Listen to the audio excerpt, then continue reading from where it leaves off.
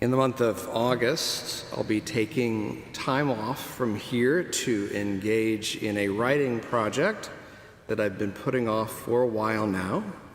I figure that in order to do it well, I may need to do the same thing next year to get this project done.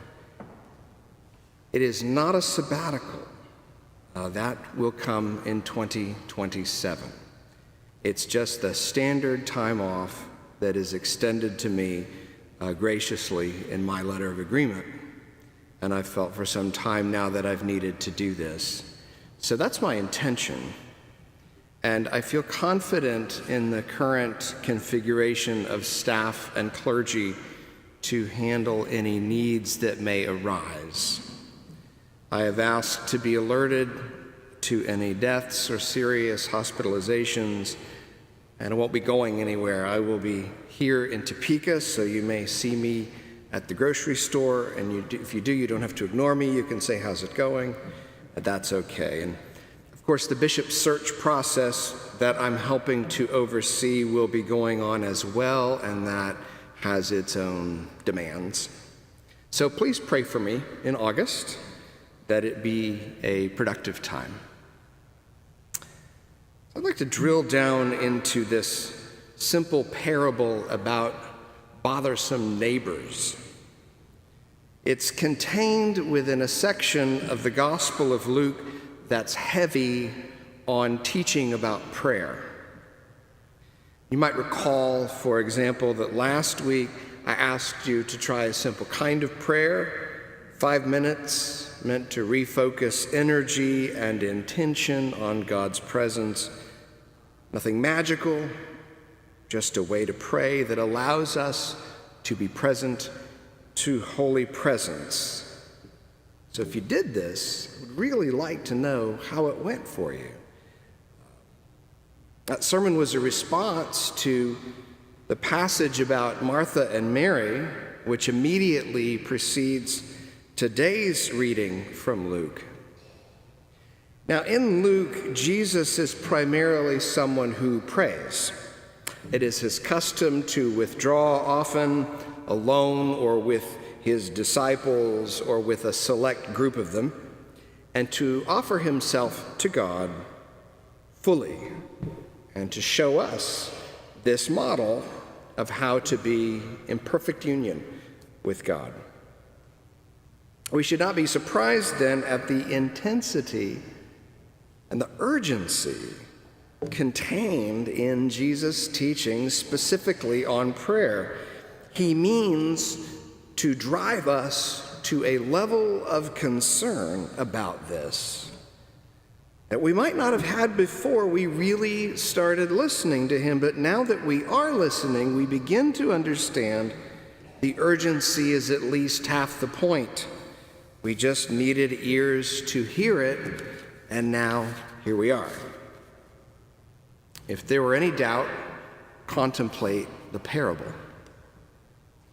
And first, it isn't that once upon a time there were two people, or imagine that you had this neighbor who didn't understand about boundaries. No, in this parable, you, the reader of Luke, you are the one cast in this annoying role. You're the neighbor who won't leave his friend alone. I have personal experience at being an annoying neighbor. When I was a kid, my mother was making a cake, and she said, "I need 2 teaspoons of vanilla. Here, take this measuring cup, go across the street, and ask Mrs. Reed for 2 teaspoons of vanilla."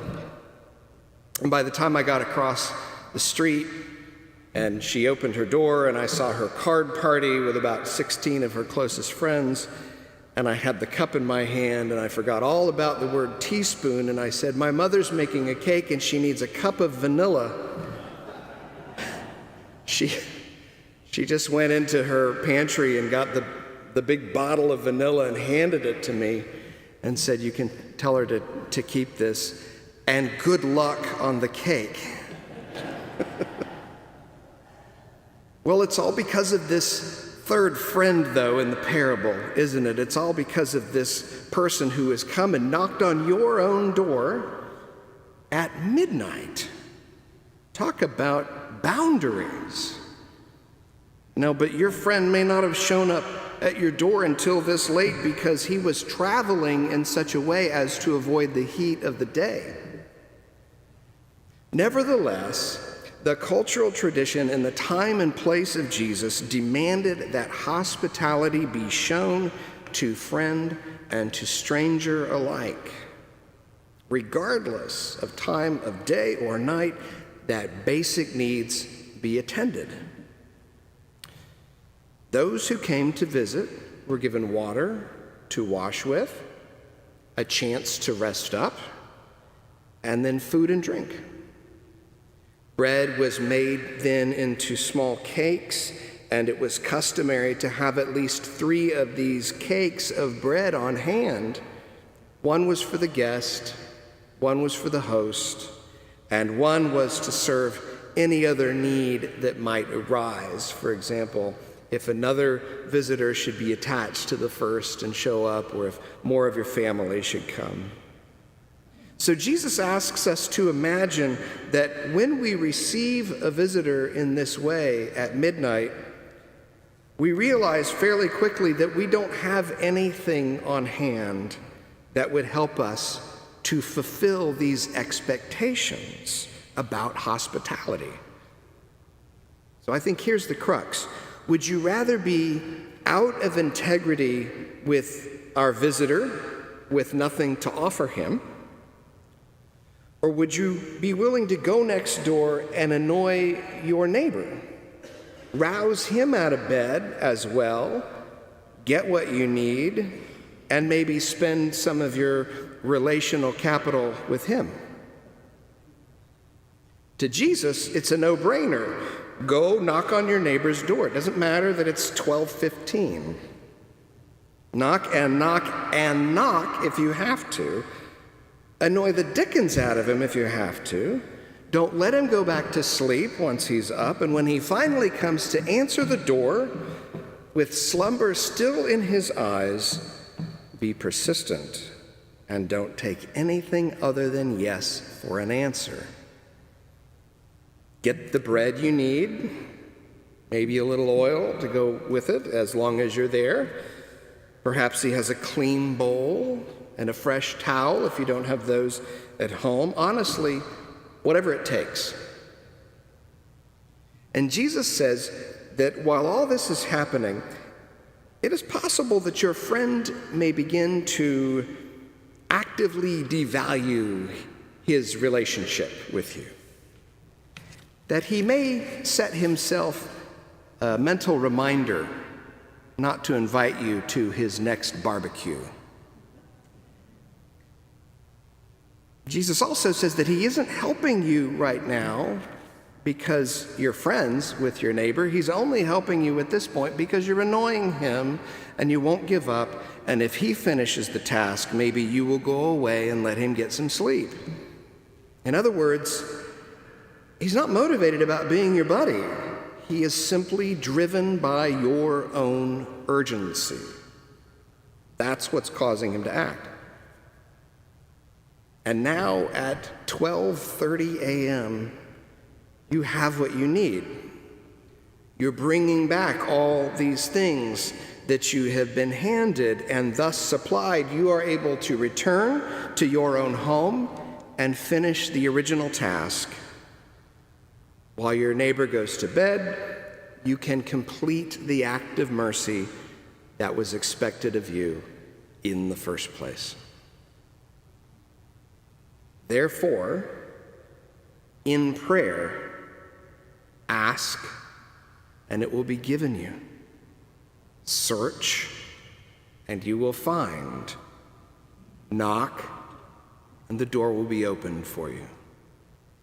For everyone who asks, receives, and everyone who searches, finds, and for everyone who knocks, the door will be opened. I so love our Episcopal tradition, with its deep roots in beautiful Anglican prayer, so wonderfully thought out, everything chiseled into the best words. But it is possible to begin to lose the thread and to start to pray those prayers at a remove. This is a dangerous passivity. Yes, those prayers can be poetic and charming and articulate, but if we let them, they can also be high enough and formal enough that we lose the point, which, do not forget, is to locate ourselves and our need and the world's need within them